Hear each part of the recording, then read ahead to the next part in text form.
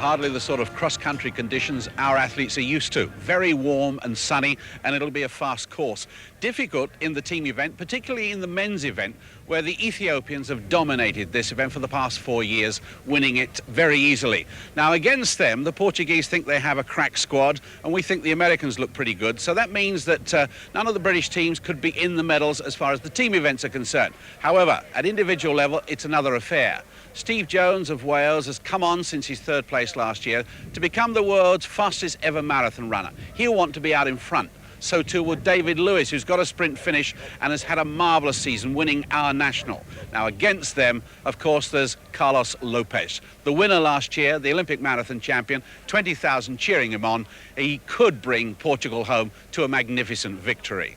Now, that's the men's event, but when it comes to the women's event, well, there's a great deal of British interest there as well. OK, so the Americans and the Russians have very strong teams, but Zola Budd wears the vest of England, and she runs against Angela Tooby wearing the red vest of Wales, and they weren't allowed to compete together last time because of that demonstration. A lot of interest in that, and they have to take on Ingrid Christensen. Remember her, the winner of the London Marathon, the world record holder at 5,000 metres, and this race is over 5,000 metres, so that's going to be a fascinating one.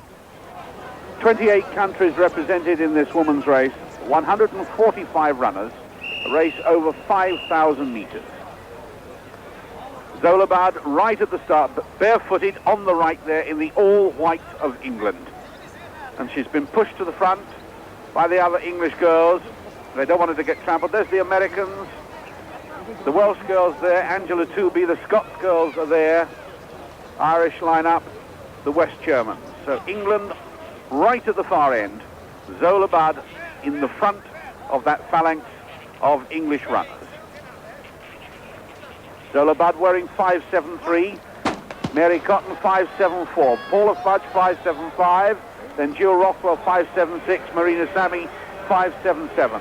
Zola Budd right on the right of the picture and already hard away, determined not to be left at the start and really aggressively away. You can see the wide sweep of her elbows, and she's not going to get caught. One or two of the Soviet girls closing up, and she's just got caught a little bit, but sorts herself out nicely and settles down at the front of the pack. Zola Budd wearing 5.73. The 18-year-old girl comfortably away from trouble as this race gets underway. Whilst there are 28 nations represented, there are 25 complete teams here. The Americans, winners last year, well, they'll be out to make it yet another win. But the English team very strong and must be up there with a chance, along with the Norwegians. And it's interesting when you say the Norwegians, Stuart, because Ingrid Christensen is the girl running alongside Zola Budd, and Angela Tooby of Wales is up there in the red vest just behind her. So the three girls that we named are way up in front. Ingrid Christensen on the left in the red, white and blue of Norway, and Angela Tooby in between herself and Zola Budd. And then we've got phalanx of runners, one of the Romanian girls in the yellow vest with blue shorts, and just behind that pack there are one or two Soviet runners. Brendan.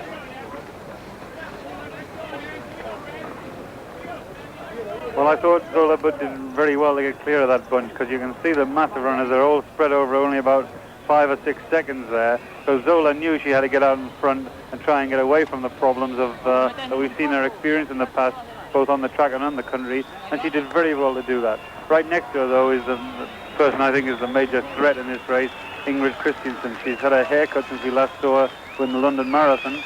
She's right on the right-hand side there of Zola Budd, and right behind them, Susan Tooby of Wales, and Rosa Mota there just coming in the picture, who the local favourite, the Portuguese girl, number 619, that everyone here is really tipping for victory. But I think she'd have an awful lot to do to win this race, but I figure that she could be in the first three amongst the medals.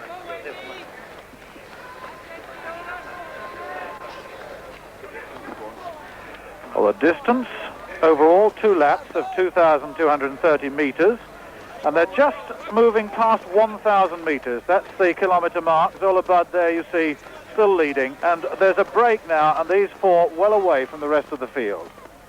6:34 is Fidatov of Romania. So she's joined this bunch. One of the good Romanian girls, Elena Fidatov, who's wearing 6:34. She's a 24-year-old. She's running with Angela Tubi, but Zolabad is driving the pace, and Ingrid Christensen is having to follow.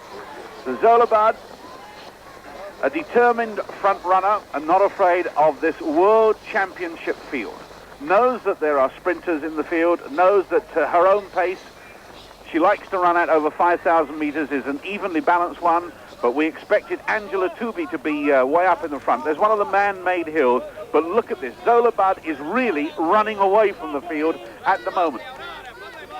And Ingrid Christensen is really letting a small gap grow, but Zolabad is really going away. Full of running, flowing beautifully, and she's setting the target and setting the pace for all to follow. Angela Tubi, who was so looking forward to this meeting again with Zolabad after the disappointing happenings the last time they met in Birkenhead.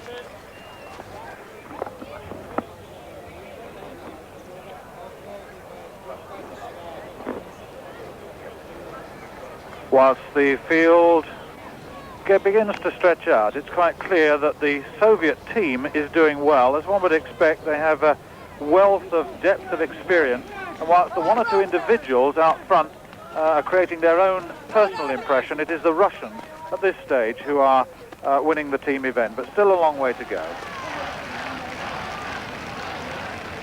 There's Zola pressing ahead there. Looking very strong, looking bronze from her trip to South Africa, which she's just returned from recently. In fact, must have spent the last couple of days, you know, many of them at airports rather than out training, and doesn't seem to be bothering her at all to run. Come on, Angela, it's lovely. Come on, Angela, it's lovely. Put those shoulders down. Lovely, Sue. Great stuff. Well, this is really quite extraordinary. This is a world-class field she's running away from.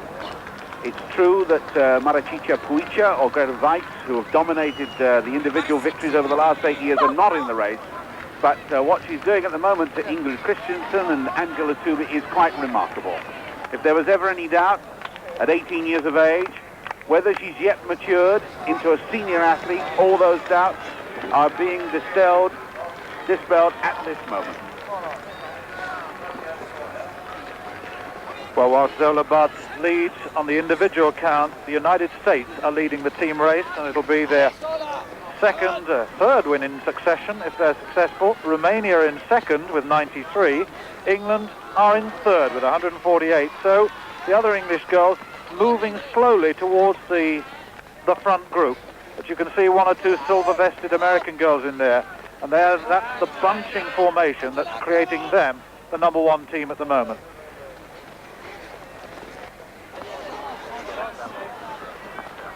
Just looking there at Rosa Mota, who many from Portugal felt had a chance to win this race.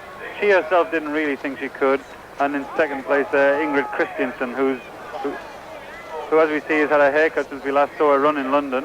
And I know that she's had a tough winter up there in Norway. Her coach was telling me earlier that 60% of her training this winter has been done on a treadmill in her kitchen, and the rest of it has been done by cross-country skiing because the weather's been too bad to train. And as she looks down the field, she can see ahead of her little Zola Budd there, who looks much more at home to me on this kind of surface. She's got no shoes on again. She looks much more at home on this kind of surface than I've ever seen her look on a track yet. And she's reveling in it. She did everything right. She burst clear as early as she possibly could. And now it's a case of Zola just competing against herself and the course for the rest of this race. And if she doesn't do anything wrong, then this will be her first major international victory. It really is beginning to look that it's going to take a miracle to overtake her now. What we said would be a fascinating race has certainly turned out to be that, because she has led from the gun. As the pack got away of 145 runners from 28 countries, she sorted herself out, made absolutely certain that she wouldn't get trodden on, and she's running barefoot. There couldn't be better conditions for her to do so.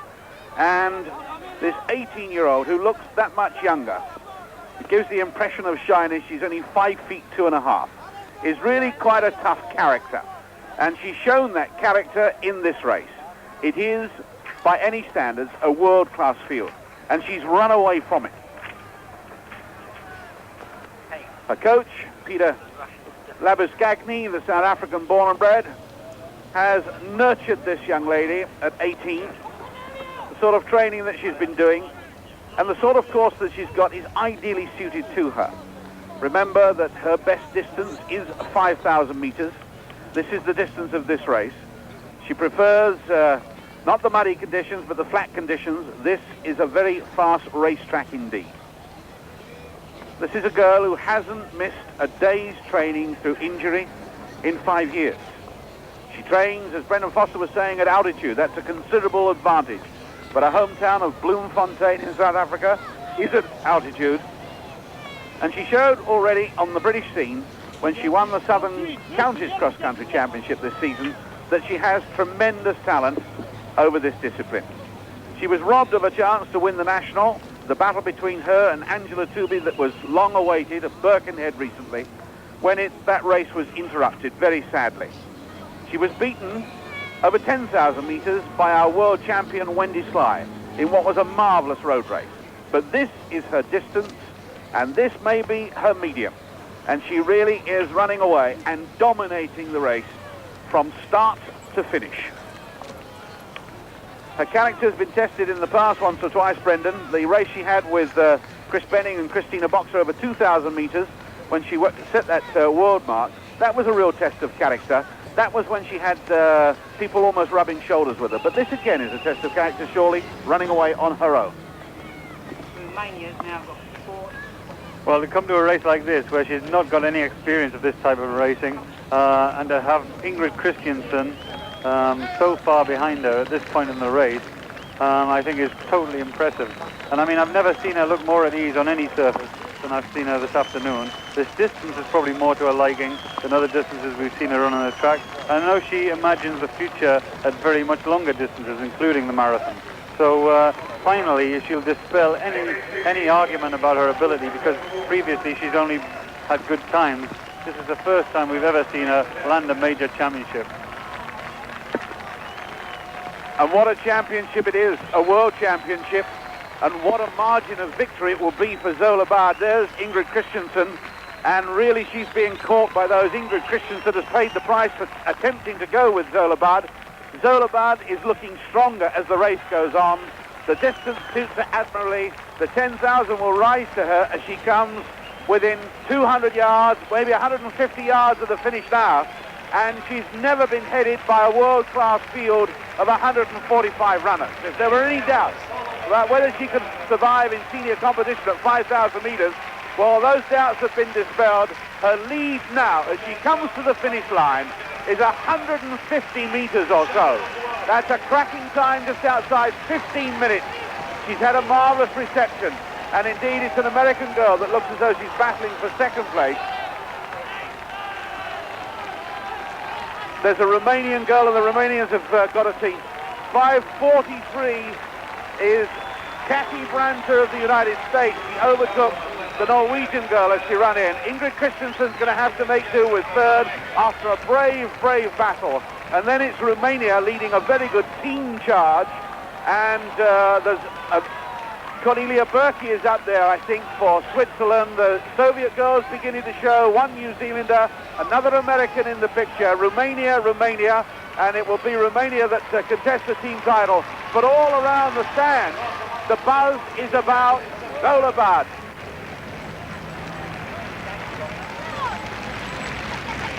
So the individual world champion, Zola Bard, ahead of Kathy Branter of the United States and Ingrid Christensen of Norway. And in the team event, the winners, USA from the Soviet Union, Romania in third place, and England in sixth. And now from that over to the men's event, and will this home crowd have something to cheer about as we look at the Portuguese and Carlos Lopez? Well, the largest field ever assembled for this international cross-country race, featuring 51 countries, 333 runners. England drawn near this side in their all-white strip, Look out for their numbers from 221 to 229. But watch for Ethiopia in the green top and the red shorts, 141 to 149. Di Costello can be picked out on the far side. One of the Finns goes off, and Nat Muir with the headband for Scotland. Scotland wearing their dark blue strip. And the Blues of Finland over on the left, and the first Englishman to show is David Clark. Hercules and Wimbledon, there he is, the big fella out in front, the 6-footer, New Zealander trailing him. And the race underway, and what a race it will be for the geography of the course. Well, here's Stuart's story. 1.76 miles per lap, 4 laps in all, plus a finish of 400 metres, and that's the task ahead of this vast field. 51 countries represented, yes, but there are 36 complete teams. That's to say, there are teams with 6 men to count. And remember, you score it, the team which has the lowest score at the end of the race is the winning team. In other words, the positions in the race are added together. Conditions are very fast indeed. There's a blustery wind out there, but underfoot, it's fast, it's firm. And David Lewis has come into view, wearing red shorts. David Lewis, tucked in that pack there, he's wearing 227. Our national champion, he'll want to be up in the front, chasing Mamidi, who's setting the pace. And it is already a fascinating challenge to see whether Mamidi can rise to the psychological pressure that everybody's put onto him. Ethiopians beginning to crowd. Pat Porter, Ed Eyestone, Nat Muir. David Clark's dropped back a little bit after an early start, but Mamidi looking very strong. Coming up to the completion of the first lap, 1 3/4 miles or thereabouts. 3 more of those to go, then the straight in front of the stand. So 12,000 metres, just under 12,000 metres in all, this race, 7.3 miles. Just to reflect on the calibre of this event, there's every winner since 1977 of this event running today. There's John Treacy from Ireland, Craig Virgin from America, Mohamed Kadir from Ethiopia, Carlos Lopez from Portugal, and Debele from Ethiopia, who won in 1983 in Gateshead. But in the lead, the world record holder for 10,000 metres. And funnily enough, Zola Budd, after she finished her race, she said that course is perfect for a 10,000 metre runner. So you couldn't get a more perfect 10,000 metre runner than the world record holder. But just loitering here on the outside, my old friend Carlos Lopez, who's let them get away to the fast start, and he's worked himself through. And he, as soon as Mamidi sees Lopez, he'll shudder, Ron. He's frightened of him. Brendan, there's already a dozen races within one race, isn't there? Mamidi versus Carlos Lopez. The Americans trying to say that they're good enough to beat Portugal and even take on the Ethiopians. The Ethiopians taking on the Kenyans. And David Lewis up there heading an English squad who really feel that they could get amongst the medals with their great reputation in the past. A country, a race which has been on since 1903, when 4 countries took part in an international match at Hamilton Park Racecourse in Glasgow. England were the winners then. Alfred Shrubb, the individual winner, who later turned professional, become the greatest runner of his day. And England have won this team event more times than all the rest of the world put together. But the last 4 times out were all down to Ethiopia. Now, can Portugal match them on this day? And look at Kenya trying too. The red tops versus the green tops of the black Africans. Spain are up there. Di Costello, the big 6-foot Australian, the Commonwealth champion at marathon, in there. Steve Jones on the rails wearing the red of Wales, the fastest marathon runner of all time. That mass of 25 athletes containing the vast majority of the world's great distance runners. So many of the past winners up in the leading pack. The double winners, they're all up there. They've all been there before. John Treacy eyeing Carlos Lopez. He's looking across to the Ethiopians, particularly Debele, the winner in 83. David Lewis of Rossendale tucked right in there. The man from Accrington who's had such a good season. Won the National, came back off the National, that 9 miles. A slog really was. In the mud and the cold of Milton Keynes, and come back to win on the track indoors. And there is Carlos Lopez, the local hero. And there are maybe 15,000 people waiting to see what the Portuguese can do, either as a team or one of their great individuals. either Lopez or Mamidi. Talking about one of their great individuals, Mamidi, Ron, he's towards the end of that group now, and I can imagine what's going on in his mind. He's right on the outside there, right next to Rob Di Castella, and he's been in the lead. He's made a strike for success, and I think he's probably going through turmoil at the moment because it looks as though it's beginning to slip away from him. He's certainly got the ability, but one's always questioned his attitude in these big races. And it can only be psychological pressure, can it not? He's the world record holder for 10,000 metres. He's been to the front, he's tasted it, he's now dropped to the back of that pack, and he's allowed Carlos Lopez there, tucked right in the front with Porter and David Lewis and De Bailey to go away from him. And it can only be the psychological pressure. He's got all the running training behind him, and yet there he is, slipping away from the lead, which he once held preciously.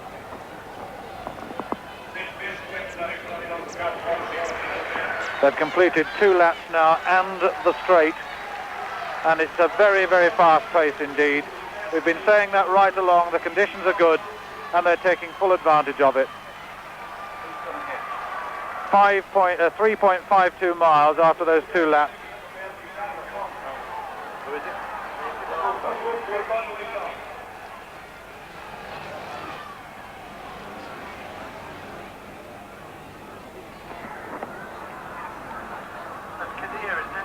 Disappointing to see Steve Jones going back down through the field now.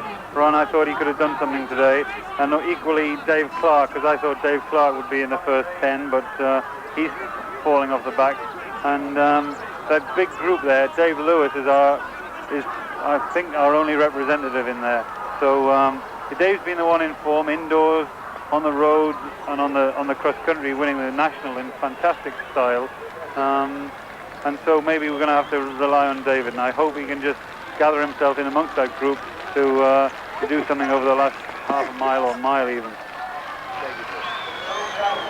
3 laps gone, just over 3 laps. Kenya leading, Ethiopia in second place, and the United States in third. That's how they're shaping up, with just under 1 lap to go, plus the straightaway to the finish.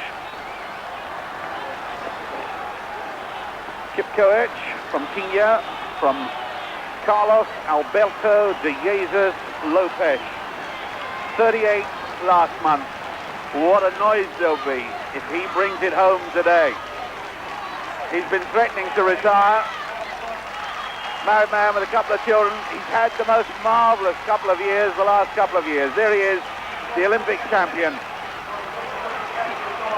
Taking them all on. Actually, I was impressed with the way you knew all his names, Ron. I mean, that was good work.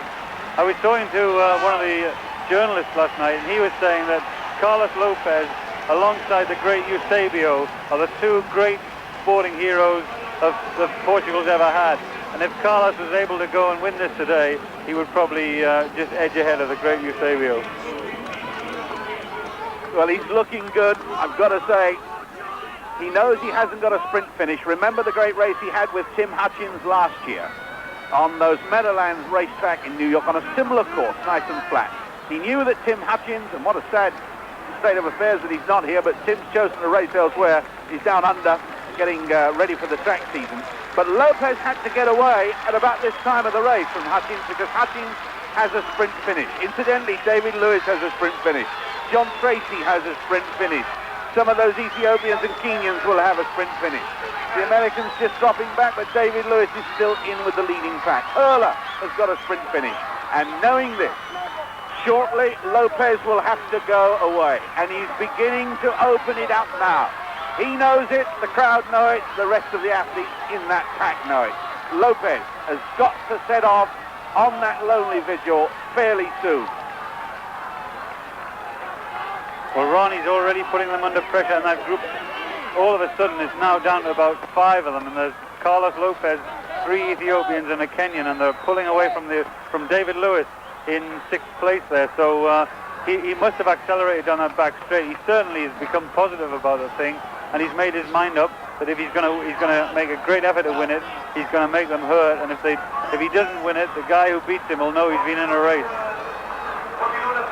Marvellous to see Lopez do this at 38, using all his experience.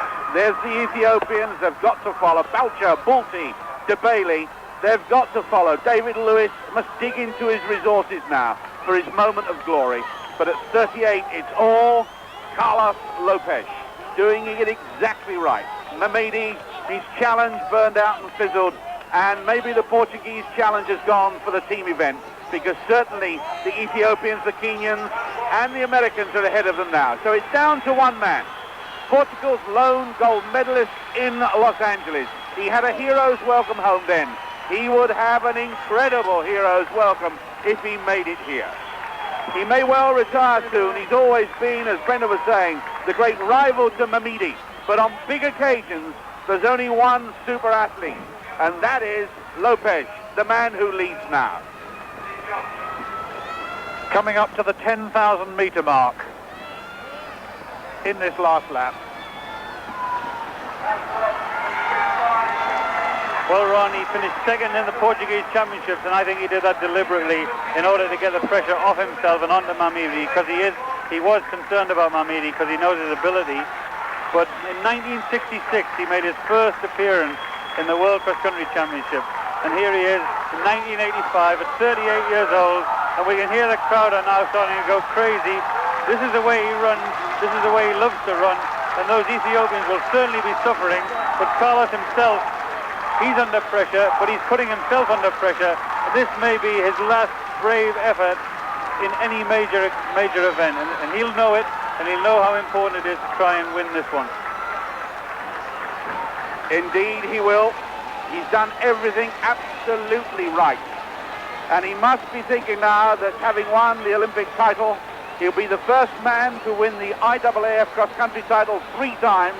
He's doing it at 38. He's tuned himself to perfection for this day in front of his home crowd, and the Portuguese got it right. This was the day to stage the championship. He really has run quite magnificently, and everyone from the crowd are closing on this race because they want to cheer him home. Mamidi finished a long while ago. David Lewis has been burnt off. There are 3, look at that. That's what he's doing to the world's best cross-country runners, to Balcha, to Bulti, to De Bailey, and the best of the Kenyans. They can't go with him. At 38, this is truly an astonishing run. Carlos Lopez. John Treacy's back there. Christoph Hurler's gone. All the rest are struggling. 381 is the one Kenyan there, but Lopez, the news has got around to the crowd. The gap is opening up, and Lopez is on his way to a truly remarkable victory. He's the only man too, Ron, to break a total domination by the African countries in both the junior men's race and this one too. He's followed by a host of Africans, then the Americans, and the rest of this very, very powerful field. Well, what an inspiration is, Ron. He's actually older than me, and that makes me feel bad, because I should be out there running and not sitting over here in the commentary box. But I'm talking about it being an inspiration. At 38 years old, he'll give almost a generation of middle, long-distance marathon runners and cross-country runners the opportunity to go out on their own and train and think, he's 38, he's world cross-country champion and Olympic champion. Maybe I should hang on for another 6 years. As Brendan Foster leaves the commentary box to get back into training, so Carlos Alberto de Jesus Lopez comes in, and they're climbing over the rails to get a closer look at this man as he comes home to what is now a truly remarkable victory. Behind him, he's got Bulti and Balcha and Kipkoech and De Bailey, and they couldn't face up to the finishing pace, and it really has. He's stretched them, he's unwound it, and he really has done it truly magnificent. He used all his experience. 4th in Athens in the 1982 European Championships, 6th in those 1983 World Championships at Helsinki. Then came his magnificent run, all the time keeping up the standard of cross-country running, but the magnificent run in the marathon, 2 hours, 9 minutes and 6 seconds. And remember, he was knocked down by a car 10 days before Los Angeles. There's John Treacy trying to get away from Balcha. There's Christoph Hurler. And 22 is Bunua of Algeria. But this is the man on his way to victory. 400 meters from the finish.